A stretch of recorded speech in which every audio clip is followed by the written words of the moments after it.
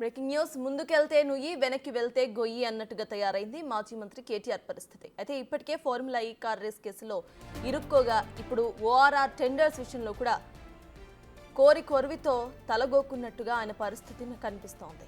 దీంతో ఇప్పుడు ORR tenders విషయంలో జరిగిన అవకతవకలపై ప్రభుత్వం విచారణకు రెడీ అయ్యింది.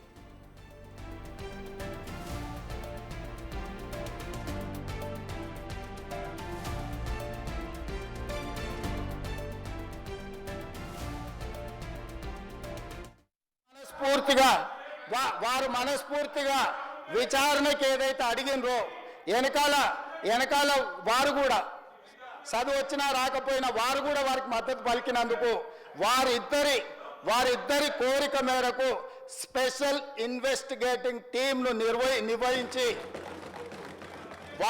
ప్రధాన ప్రతిపక్షం కోరిక మేరకు ఔటర్ రింగ్ రోడ్డు టెండర్కు సంబంధించి ప్రైవేటు సంస్థలకు కట్టబెట్టిన విధానాల మీద ఈ సభ ద్వారా ఈ సభ్యులందరి ఆమోదంతో విచారణకు నేను ఆదేశిస్తున్నా.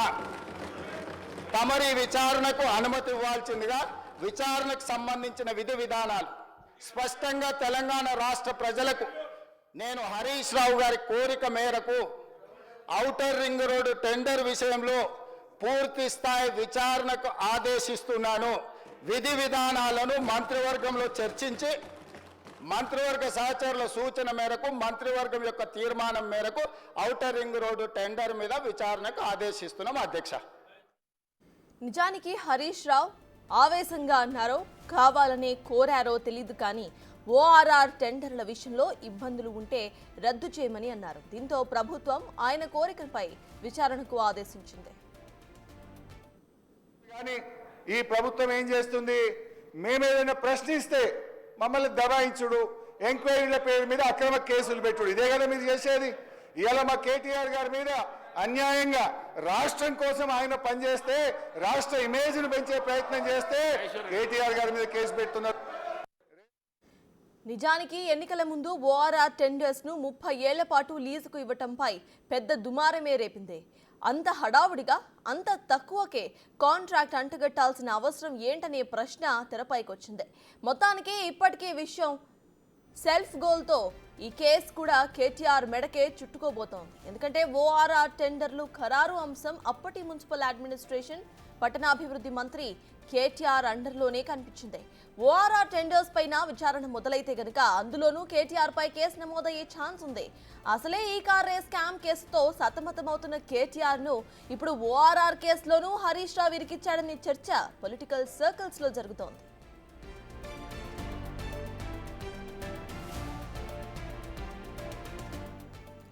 తనపై నమోదైన ఫార్ములా ఈ కేసు ఓఆర్ఆర్ టెండర్స్ పై కేటీఆర్ స్పందించారు.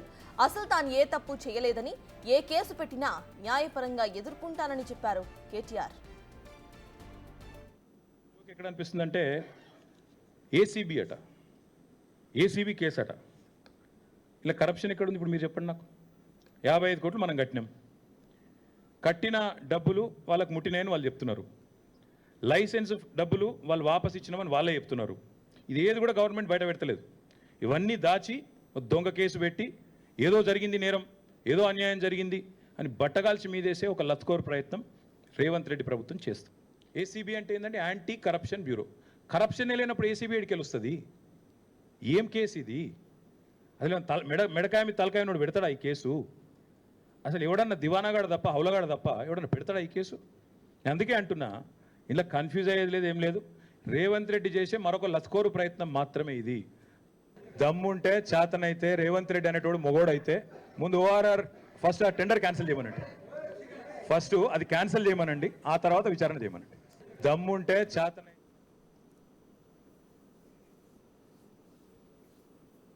మొత్తానికి కేటీఆర్ మెడకు ఈ కార్ రేస్ చుట్టుకుంది. ఇప్పుడు నిన్న హరీష్ రావు చేసిన కమెంట్స్తో ఓఆర్ఆర్ కేసు కూడా చుట్టుకుపోయే అవకాశం కనిపిస్తోంది. ఇది అంశంపై పూర్తి డీటెయిల్స్ మా ప్రతినిధి సురేష్ అందిస్తారు. సురేష్, చెప్పండి, ఈ కార్ రేస్లో ఆల్రెడీ విచారణ ప్రారంభమైంది కాబట్టి ఆయన అరెస్ట్ కూడా ఇవాళ ఉండే అవకాశం ఉంది అని అంటున్నారు. అట్ ద సేమ్ టైం ఇప్పుడు ఓఆర్ఆర్ కేసు కూడా తెరపైకి వచ్చింది. దీన్ని ఎలా చూడాలంటారు? ప్రెసెంట్ అసలు బీఆర్ఎస్ అండ్ మంత్రి కేటీఆర్ పరిస్థితి ఏంటనుకోవచ్చు?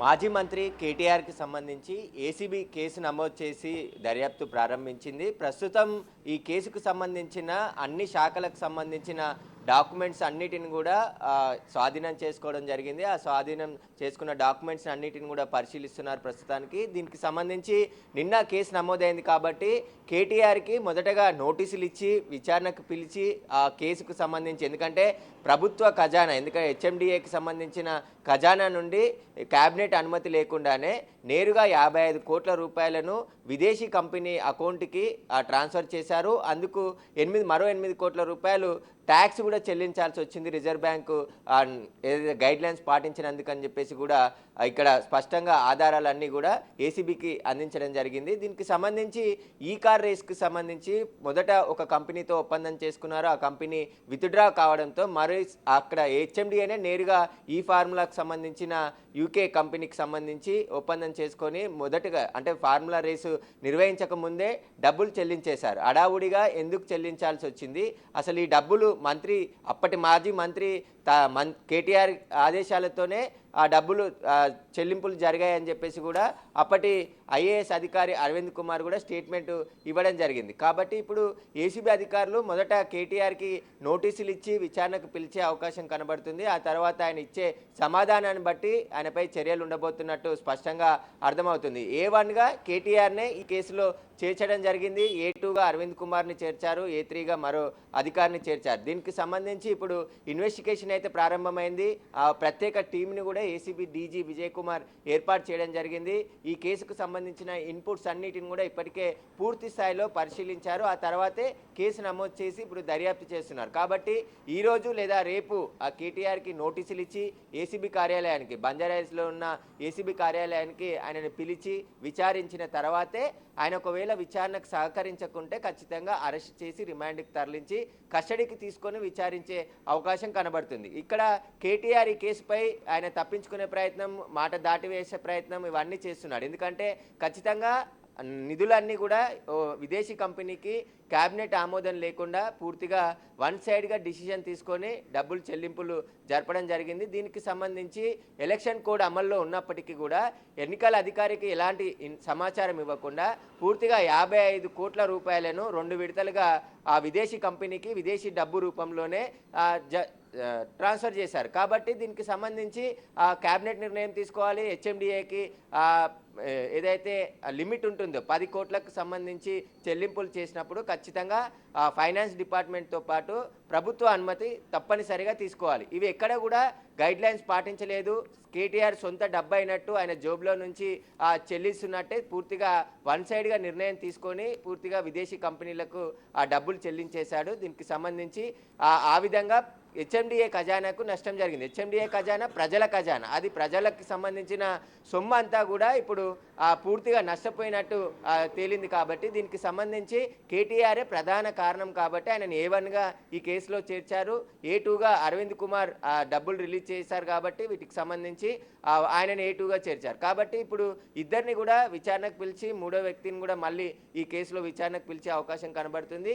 కేటీఆర్కి సంబంధించిన ఏవైతే లావాదేవీలు కావచ్చు, ఈ ఆదేశాలకు సంబంధించి డాక్యుమెంట్స్ అన్నిటిని కూడా ఏసీబీ ఇప్పటికే స్వాధీనం చేసుకోవడం జరిగింది. సంబంధించిన శాఖలకి లేఖలు రాసి పూర్తి ఆధారాలన్నీ తీసుకోవడం జరిగింది. ఆ ఆధారాలన్నిటిని కూడా కేటీఆర్ ముందు ఉంచి విచారించి ఒకవేళ విచారణకు ఆయన సహకరించకుంటే ఖచ్చితంగా అరెస్ట్ చేసే అవకాశం కూడా ఈ కేసులో కనబడుతుంది. కానీ కేటీఆర్ మాత్రం ఈ కేసే కాదు, అసలు ఈ కేసే నిలబడదు, ఇది ప్రభుత్వ పరంగా తీసుకున్న నిర్ణయాలు, ఎలక్షన్ సమయంలో నేను బిజీగా ఉన్నాను, ఏం జరిగిందో నాకు తెలియదు, దానికి సంబంధించి డబ్బులు ఎలా ట్రాన్స్ఫర్ అయ్యాయి, ప్రభుత్వ హెచ్ఎండిఏ అకౌంట్ నుండి డబ్బులు ట్రాన్స్ఫర్ అయ్యాయి అని చెప్తున్నాడు. ఇదంతా కూడా చట్ట ప్రకారం జరిగింది. కానీ ఇక్కడ ఎక్కడ కూడా చట్ట ప్రకారము నడుచుకోలేదు. ఎందుకంటే ఈ రేస్కు సంబంధించి ఫార్ములా 2కి సంబంధించిన ఒక కంపెనీ ఒప్పందం చేసుకుంది. ఆ కంపెనీ నుంచి స్పాన్సర్గా ఇక్కడ అరేంజ్మెంట్స్ కావచ్చు, వాటికి సంబంధించిన పూర్తి ఏర్పాట్లు చేస్తామని మరో కంపెనీ అగ్రిమెంట్ చేసుకుంది. కానీ ఆ అగ్రిమెంట్ చేసుకున్న కంపెనీ విత్డ్రా అయ్యింది. విత్డ్రా అయిన క్రమంలో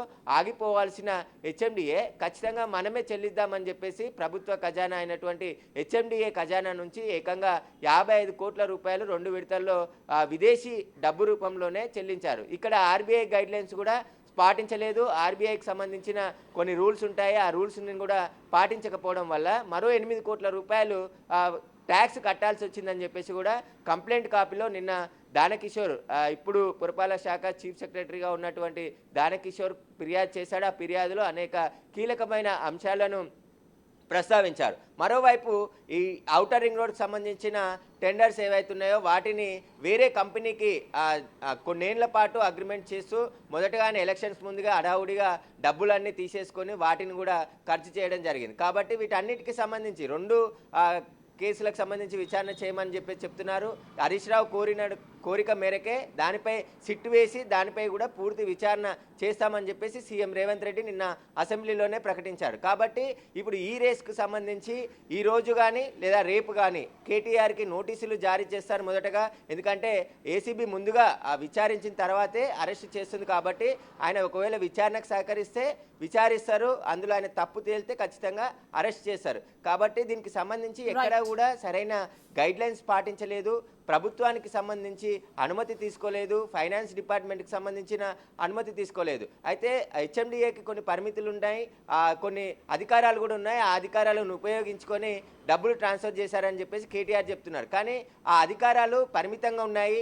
10 కోట్ల రూపాయల చెల్లింపులు దాటితే ఖచ్చితంగా క్యాబినెట్ అనుమతి, ప్రభుత్వ అనుమతి, అదేవిధంగా ఫైనాన్స్ డిపార్ట్మెంట్ అనుమతి కూడా తీసుకున్న తర్వాతే చెల్లింపులు జరపాలి. కానీ ఇది ఎక్కడా కూడా చెల్లింపులు అలా జరపకుండా వన్ సైడ్గా వాళ్ళ ఇష్టానుసారం 55 కోట్ల రూపాయలు చెల్లింపులు జరిపారు. మొత్తం 110 కోట్ల రూపాయలని పూర్తిగా వాళ్ళు ఒప్పందం చేసుకున్నారు చెల్లించే విధంగా. మొదటి విడత 2 విడతల్లో దానికి సంబంధించి వాళ్ళు ఏదైతే చెల్లింపులు జరిపారో అవన్నీ కూడా అక్రమంగా జరిగాయి. దీని వెనకాల ఏం జరిగింది అనే దానిపై ఇప్పుడు ఏసీబీ దర్యాప్తు చేస్తే అన్ని విషయాలు కూడా బయటకు వచ్చే అవకాశం కనబడుతుంది. Right, thank you Suresh.